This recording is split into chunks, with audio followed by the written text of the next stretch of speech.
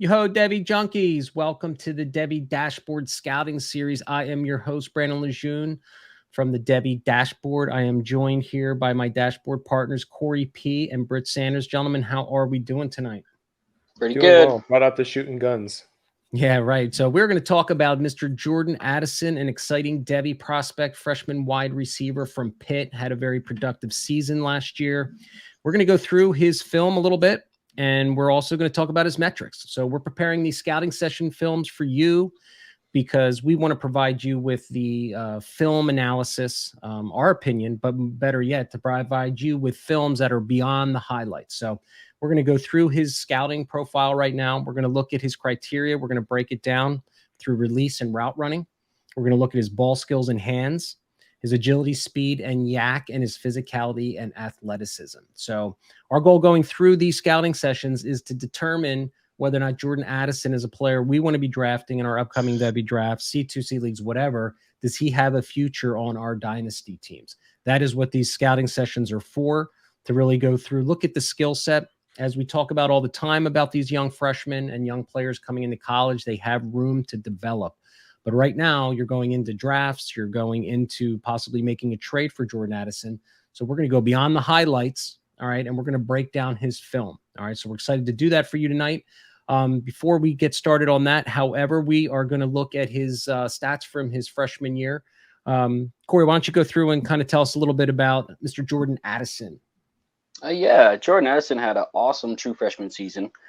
60 catches for 666 yards. He had 11.1 yards per catch and 4 touchdowns. It was good enough for a 25.9% dominator rating, which is good enough for a breakout in his freshman year. He's 6 feet and he's a little lean at 170 pounds. And I think his film is a little bit interesting, so I'm excited to get into it today. Yeah, it is. So, all right. So like we talked about, we're going to go through these criteria. The first thing we're going to talk about is release and his route running. All right. So I got a flashy new tool here that I'm going to be using. I believe this is Mr. Addison right here. This is some all 22 film that we have kind of blown up to really kind of look at his skill set, right? So we're going to run through these plays. Okay. You can see he made a decent cut here. All right. Made a cut. So what are your guys' thoughts on his first play here? I didn't mind it. He makes a nice toe tap here, NFL toe tap, which I like to see. Got both feet down. I did find the route a little rounded. I didn't think that he cut very hard. He kind of went up and backwards. And you'll actually see in your next play that he does it again. And you'll see it a lot throughout this film, that he tends to round his routes. I find him a little bit sloppy on that end. Okay. So here he is, I believe, here. All right. My little trusty thing here. Now, for me personally, I like player manipulation, right? What I'm looking for a wide receiver in the release is a guy that is setting up his defenders to get him to move his hips, whatever the case, to get him off platform, to be able to, when he makes his move, he makes his move, right? So again, there's another round. And now this DB is all over him on this play. Okay. Yeah. All right. So I actually had the wrong guy highlighted, but that's okay. Here he is right up here. Again, as Corey just said, he kind of rounded it off. This DB is all over this. Okay. Yeah. So, you're going to find a lot of these films. These guys aren't facing press coverage at all. All right. So it's really hard sometimes to gauge a lot of this film that we're going to watch today. You're going to see Jordan Addison. He's just got open releases, right? So Here he is right here again. All right. And he's got a good double move there and then takes it to the house, right? So this one's not bad. A good adjustment on the ball, low throw, or right. ball thrown behind him. Got the defender to bite, and off he goes. Yeah. Right. In your first two clips. Yeah, in your first 2 clips that I found that he didn't, like you were saying, the manipulation. He just ran those routes straight forward. Mm-hmm. And that almost led the DB to be in his hip pocket, right? Because the DB can read all over that. Right.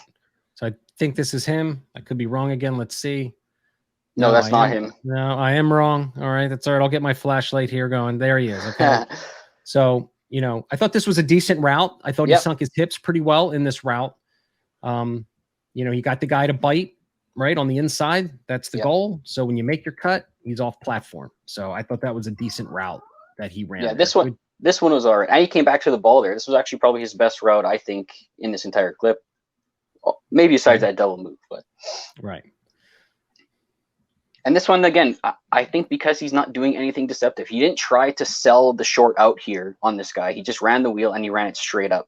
The DB was all over. He stayed in his hip pocket the whole time. I would agree. And again, that's a poorly thrown ball. But in any case, I have a lot of incomplete passes when I record these films, man. I'm getting incomplete passes. It's not about so much the catch point. For this particular point in the show, we want to talk about and look at his route running. I agree with Corey 100% there. You got to be able to manipulate defenders. All right. So let's see if I get the flashlight right this time. I think he's right here. And this is the exact same thing. He rounds this route. This DB's right all over it. Yeah. Yep, I agree. So right here, he's giving him the inside, but doesn't really make him bite to the inside. No manipulation. But I mean, I guess that's a little bit expected as a freshman or whatever. Maybe he'll build upon that. That's right. So here he is right here. Okay. And I think I think this is just again, doesn't break away from that. Did he actually catch that one? No, I don't think he did. But again, a little hop step here in the front. Yeah. But the DB is just following him the whole time. So there was really no manipulation there. Let's talk about his ball skills and hands. All right, he's up here somewhere. Maybe here? Nope. Oh, I was wrong again. Which one was he? He's right here. All right. And just to this one was good though. Good ball skills here. Okay, we're looking at the route a little bit. He doesn't do anything except run by him. Zone coverage, so he's working the zone. But I thought the ball skills here, knowing he was going to get hit, was pretty solid. Here's another view of it. Good concentration, a little bit of a body catch, but held onto the ball. I thought they're pretty good. Yeah. I actually think this was one of his better skills when I watched him on film. He does have the drops, and I'm not going to lie, they're there, but I think a lot of them are more explained, and we'll get into it a little bit deeper. But he's making adjustments on these poorly thrown balls by this guy a lot of the time. Mm-hmm. He's making good concentration catches. Yeah, I thought that was a good concentration catch. Good way to come back to the ball on that particular play. Yeah. All right. I don't know where he is, but maybe here. Let's see.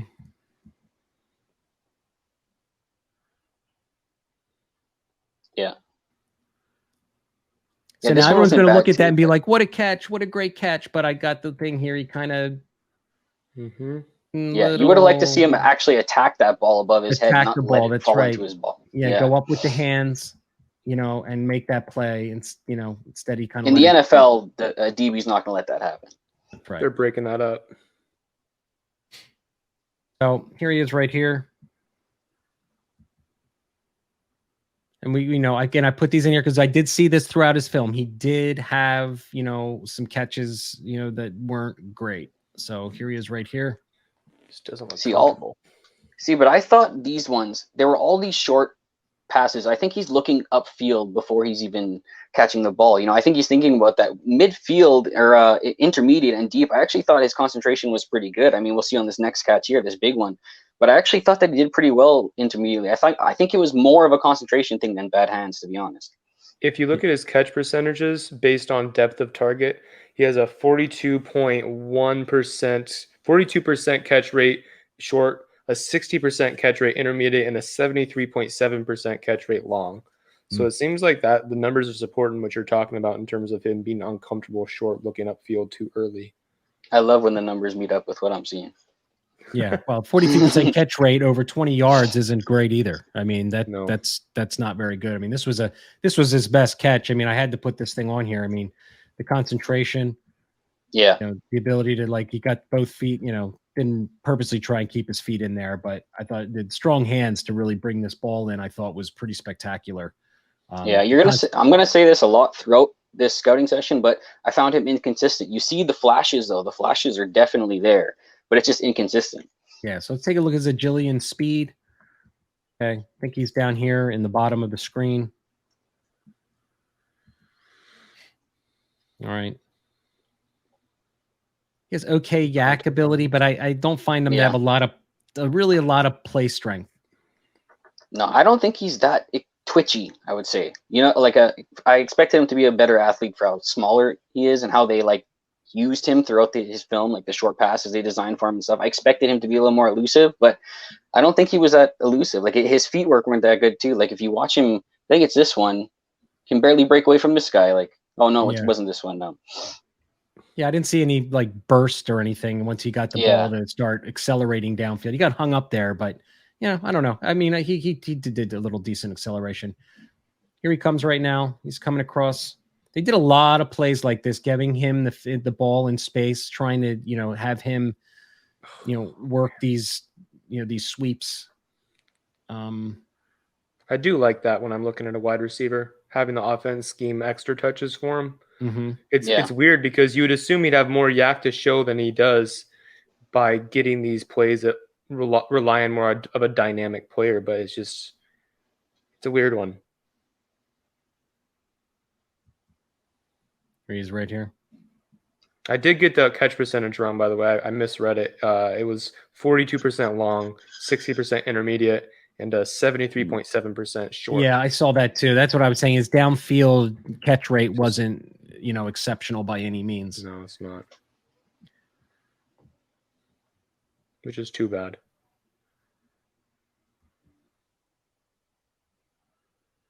Here's again coming across the field right here. Really looking for that dead leg kind of step to make that cut and get upfield. I didn't really see it on this particular play. I mean, I don't think that was a nice cut. I think vertically when he's getting forward, I think the side to side and his ability to cut is not elite. Like, yeah. Like for right here, you can see the footsteps that he takes. Instead of he sees the over pursuit, kind of making the decision to go upfield. I thought a little late on this play, and then doesn't really have the ability to kind of cut back. And he could have, if he now just went, he was trying to follow his blocker, but I think the blocker got held up a little bit. So here he's again coming across the formation. Man, yeah, he tries. He tries.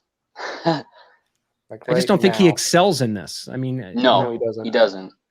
I don't think it's his game. I think his game is finding gaps in zones in the intermediate parts of the field, but I'm not necessarily thinking he's the guy that you want to be handing the ball off to and having him navigate through the line of scrimmage. And I'm not sure he's got the vertical ability to win contested catches and has that physicality and athleticism, which we're going to look at now.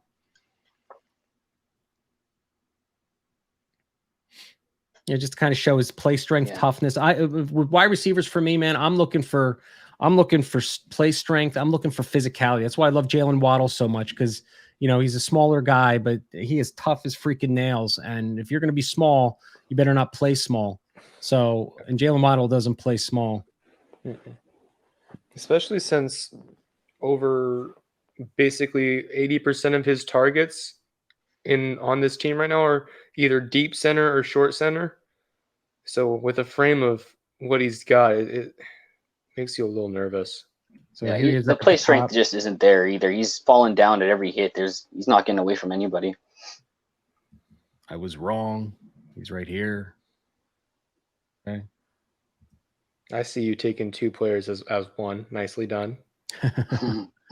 Yeah, like I was just looking at that play strength right there. I don't know. You'd have liked to see him beat that corner, right? And cut it upfield and beat them to that corner. And that defensive back beats him there. It's just not what you want to see. I'm going to say he's here.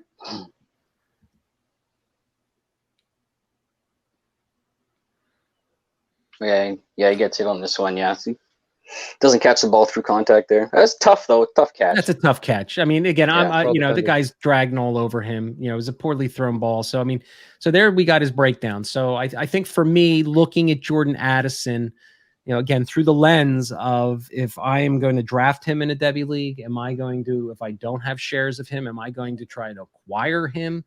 I don't know. I think that he needs to bulk up. I think that I don't see any one elite trait that he brings to the table. What do you guys think? I mean, do you see anything elite in his game that makes you get excited about Jordan Addison? His profile. Yeah, not really. I guess the numbers are basically the only elite thing about his profile in a sense, right? Right. Just so I guess you can take some of it with a grain of salt. I do like to include numbers in my process to a degree. I'm more of a film guy, but yeah, he did have nice numbers as a true freshman. So it's super low recruit ranking. So some people even thought of him as a safety. So it's a little bit raw coming in. I like to give him a little bit of a pass on that. Maybe he's going to develop. So I think I did rank him a little bit higher than you, but I came away pretty disappointed overall with everything we watched here today. Yeah, and you know what? Before Britt gets into the numbers and breaks all the metrics down, I mean, this is what's great about these film sessions and shows that we're doing for you, because not only are we just going to be looking at the film part, but you're going to get a whole aspect of the metrics, because it's being, I think, I mean, would you agree, Britt, that it's being used more and more? The metrics side is really gaining popularity with regard to film study. I think what's happening is people are becoming less and less intimidated.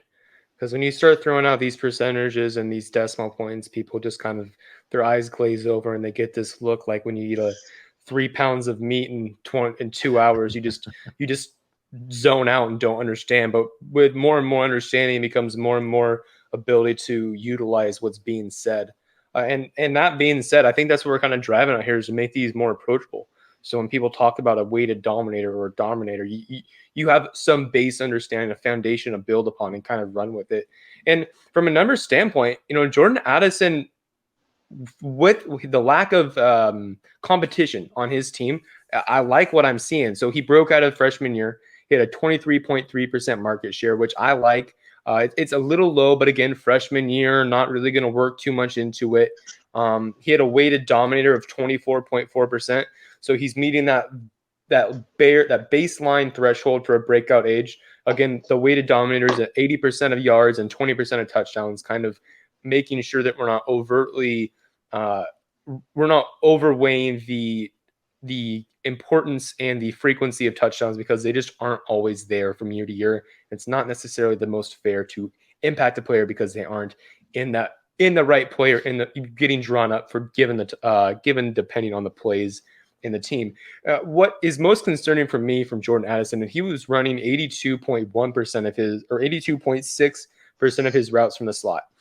And when you're running from the slot, you're going to need, and you guys talked about this, you're going to need a thicker frame to kind of handle those blows going through the middle.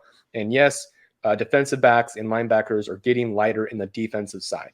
So you're not going to need like a 215-pound frame, but coming in at 6 foot, $170 is just not going to really cut it. And you can see in his BMI is 23. The bare minimum bit threshold for me is a 26.5 BMI. I may be adjusting that. I'm gonna look into it more to kind of see the last 6 years and see what's happening.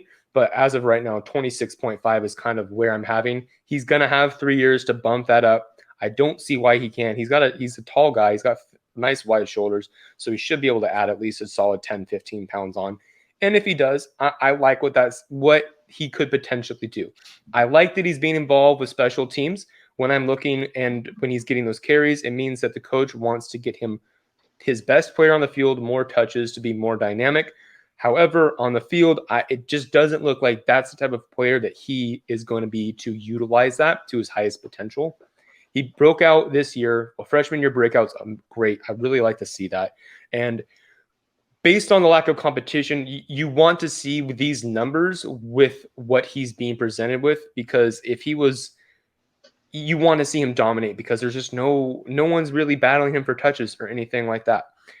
From a speed standpoint, I've got him a 4.51 projected 40, which is an 81% or an 81 projected height adjusted speed score, which is a humongous disqualifier if that kind of trend continues moving forward into the NFL and he isn't able to bump that up. He should be able to. From an efficiency standpoint, yards per team pass attempt. So however many yards he is able to create for every team pass attempt is 1.56. It's a bit below the threshold. It's not horrible. Again, something to grow upon, something to keep moving towards. I think being able to kind of help cure the dropsies is going to help that quite a bit. But I'm looking for about a 1.8 or higher. So I'm excited to see if that's able to grow. And from a competition standpoint, his teammates, his market share from his teammates, his teammate Mac had a 10.67% market share and a 14% touchdown share. His teammate I abbreviated his name as the JSL, had 11.4% market share. His other teammate, Wayne, had 11.41% market share. So he's really clearly outplaying the competition as the obvious alpha on that team. They are adding 2 new wide receivers to the room, 1 freshman, 1 transfer. Both are really light.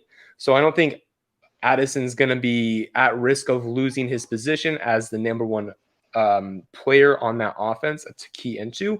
I'm just really hoping he's able to keep progressing, especially in the efficiency standpoint and the market share and weighted dominator. So from a numbers standpoint, I don't hate what I'm seeing, but mixed with the film, it makes me really cautious about kind of projecting him further. And that weight is something that makes me really nervous.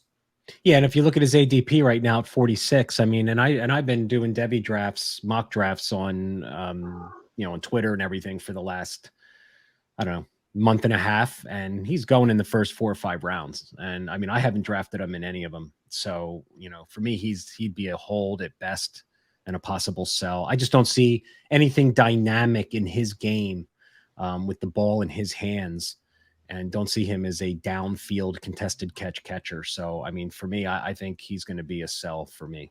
Any final thoughts, Corey? I know I pretty much agree with a lot of what you guys are saying. I mean, the numbers are there, so I get why people are in on him. I get like the hype behind a true freshman.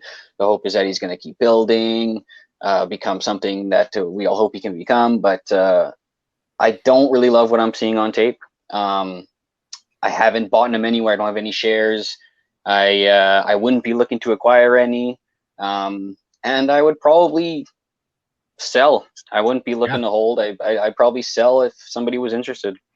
Yeah, and I think this is exactly why we're doing these shows, right? Is because we want to provide you with the film so you can really, really see these players for yourself. Because I truly believe what happens in the Devy market space is the fact that guys get hot, you get in Twitter, and everyone starts, the train leaves the station and everyone's piling on board. And there's a lot of people that don't really dig into the films. So this is why we're producing these shows for you.